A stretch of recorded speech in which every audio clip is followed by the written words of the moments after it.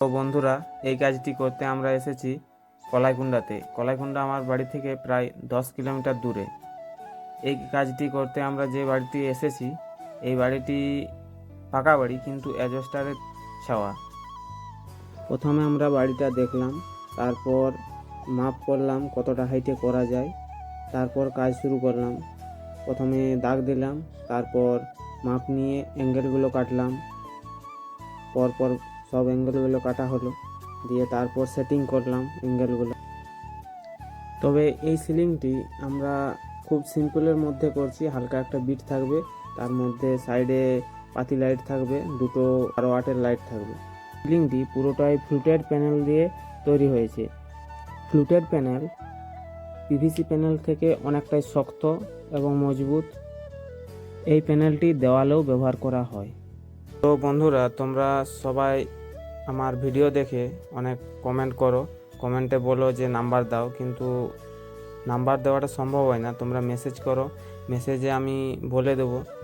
তোমরা প্রথমে আমরা বলবো যে রুমের মাপটা বলো। রুমের মাপ জানলে রুমের তোমার কতটা খরচ পড়বে তার ডিটেলসটা বলবো, কি কি মাল লাগবে সব কিছু বলে দেবো।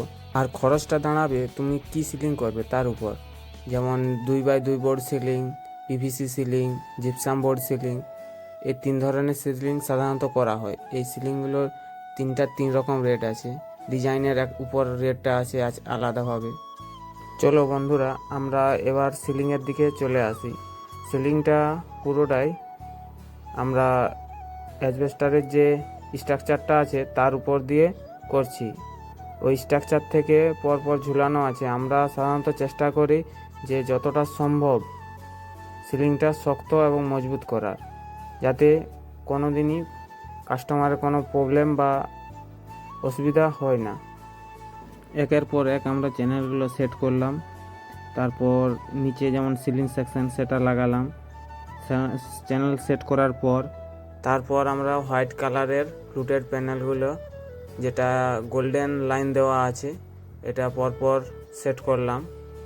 এখন ভালো করে স্ক্রু দিলাম।